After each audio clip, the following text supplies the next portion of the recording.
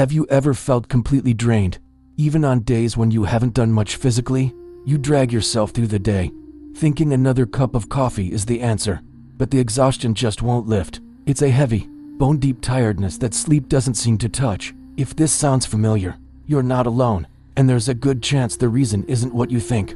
We often believe our fatigue comes from a packed schedule, from running errands, working long hours, or taking care of family. And yes, physical activity can be tiring, but there's a quieter, more insidious reason many of us feel so perpetually exhausted. It's not because you do too much, it's because you think too much. Your mind never gets a break. It's constantly running, a marathon with no finish line. Think about it. When was the last time your mind was truly quiet? For most of us, our brains are like a browser with 100 tabs open at once. We're worrying about a deadline at work, replaying a conversation from yesterday, stressing about a bill that's due next week, and comparing our lives to the picture-perfect ones we see on social media. We create imaginary problems, scripting out arguments that will never happen and catastrophizing situations that are completely out of our control. This constant mental chatter, this non-stop whirring of the cognitive engine, is incredibly draining. This is what we call mental exhaustion. It's a real, legitimate form of fatigue. Your brain, just like any muscle in your body, uses energy. In fact, it's one of the most energy-hungry organs you have. When it's constantly in overdrive, processing worries, anxieties, and negative thought loops, it burns through your energy reserves at an astonishing rate. That's why you can spend a whole day on the couch and still feel more tired than if you run a 5K. The physical rest you're getting isn't reaching your mind. Your body is resting, but your brain is still sprinting. Let's break down some of these mental energy vampires. First up, worries. Worrying is like paying interest on a debt you may not even know. It's our brain's attempt to problem solve the future, but it often gets stuck in a loop of what ifs. What if I fail the presentation? What if they don't like me? What if I get sick? Each of these thoughts triggers a small stress response in your body, releasing cortisol and adrenaline. When this happens all day, every day, your nervous system is in a constant state of high alert, and that is profoundly exhausting. Then there's the comparison trap. In the age of social media, it has never been easier to look at someone else's highlight reel and feel like your own life falls short. We see curated images of perfect vacations, career successes, and happy relationships, and our brain starts a running commentary. Why isn't my life like that? I must be doing something wrong. I'm not good enough. This internal monologue of comparison chips away at our self-worth and fuels a sense of dissatisfaction, which requires a huge amount of mental energy to manage. You're essentially running a second, more critical version of your life in your head, and it's exhausting. And let's not forget about those imaginary problems. Our brains are fantastic storytellers. Unfortunately, they often specialize in horror and drama. We conjure up worst-case scenarios and play them out in vivid detail. You might spend an hour imagining a difficult conversation with your boss, your heart pounding and your palms sweating, even though the conversation itself may never happen, or if it does, it will likely be far less dramatic than your mental rehearsal. Your body doesn't know the difference between a real threat and an imagined one. It reacts to your thoughts.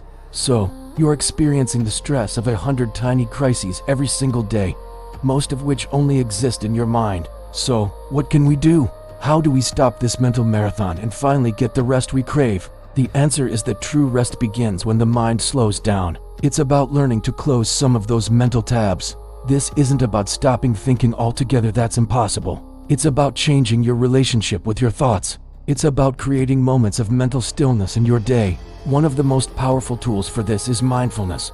Mindfulness is simply the practice of paying attention to the present moment without judgment. It sounds simple, but it's a radical act in our distraction-filled world. You can start with just a few minutes a day. Find a quiet place to sit, close your eyes, and just focus on your breath. Feel the sensation of the air entering your nostrils, filling your lungs, and then leaving your body. Your mind will wander. That's what minds do. You'll start thinking about your to-do list or what to have for dinner. The key is not to get frustrated. Just gently notice that your mind has wandered, and then calmly guide your attention back to your breath. Each time you do this, it's like a bicep curl for your attention muscle. You are training your brain to stay in the present instead of getting lost in the past or future. Another incredibly helpful technique is a brain dump. Before you go to bed, or anytime you feel overwhelmed, take a piece of paper and a pen and write down everything that's on your mind. All the worries, the to-do lists, the random thoughts. Get it all out of your head and onto the page. This act of externalizing your thoughts can be incredibly liberating. It signals to your brain that these items are captured and won't be forgotten, allowing it to relax. You're essentially moving those open tabs from your brain's RAM to an external hard drive. This can be especially effective for improving sleep, as it stops you from ruminating when your head hits the pillow. Setting boundaries is also crucial for conserving mental energy. This includes boundaries with technology. Try scheduling no phone times during your day, maybe the first hour after you wake up or the last hour before you go to sleep. Constantly checking notifications and scrolling through feeds keeps your brain in a reactive and overstimulated state. Give it a break. Boundaries also apply to people. It's okay to say no to social events when you feel drained. It's okay to limit your time with people who consistently leave you feeling exhausted or negative. Protecting your energy is not selfish. It's essential for your well-being. Engaging your senses can also be a powerful way to ground yourself in the present and quiet the mental noise. This is a core part of mindfulness. Take a moment to really notice your surroundings. What are 5 things you can see? Name them in your head. What are 4 things you can feel? The texture of your clothes, the chair beneath you, the temperature of the air.